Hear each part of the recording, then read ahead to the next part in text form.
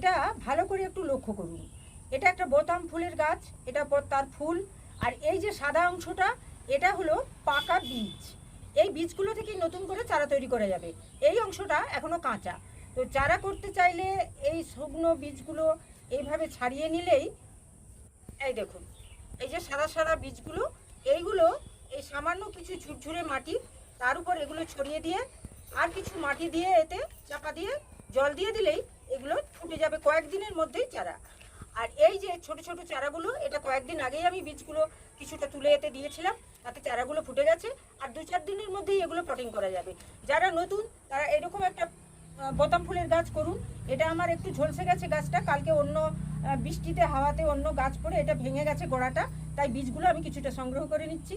তো এইভাবে আপনারা বোতাম ফুলের গাছ করুন। আর যারা নতুন বাগানি তাদের এটা খুব ভালো লাগবে, আর খুব সহজেই বাড়িতে অনেক চারা করে অনেক বোতাম ফুলের গাছ করে নিতে পারবেন।